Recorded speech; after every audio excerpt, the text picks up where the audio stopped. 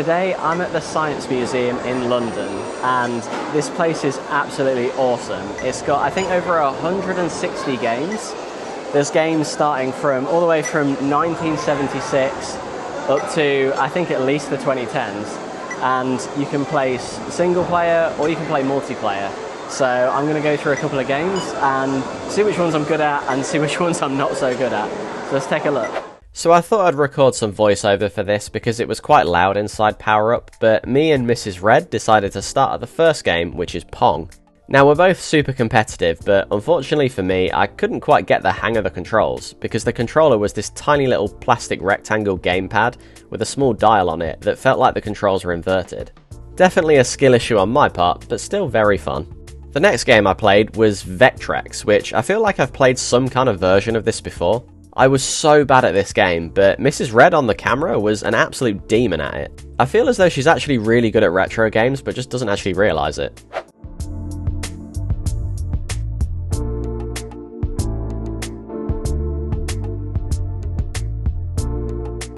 After that, I wandered over to Rocket League, and it's safe to say that this wasn't my kind of game either.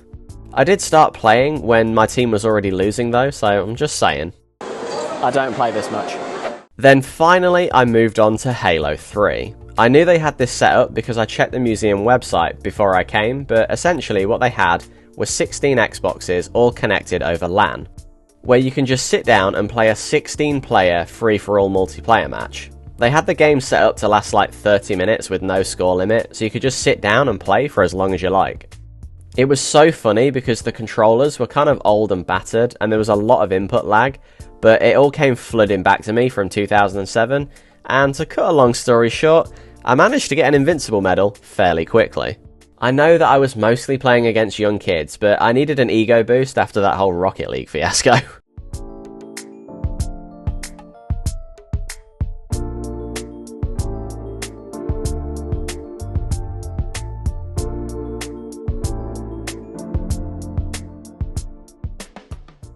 Once I'd had my fun on Halo, we moved on to this really big multiplayer Pac-Man table that they had, which I unfortunately got humbled again by my camerawoman.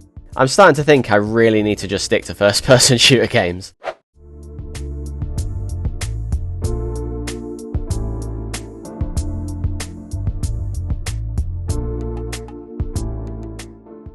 One of the last games I played was Wii Bowling, and I low-key forgot how much I love this game. I wish I still had a Wii. Oh, and this is Mrs. Red playing Super Mario. Apparently it's her favourite. So that was the Power Up Museum inside the Science Museum in London.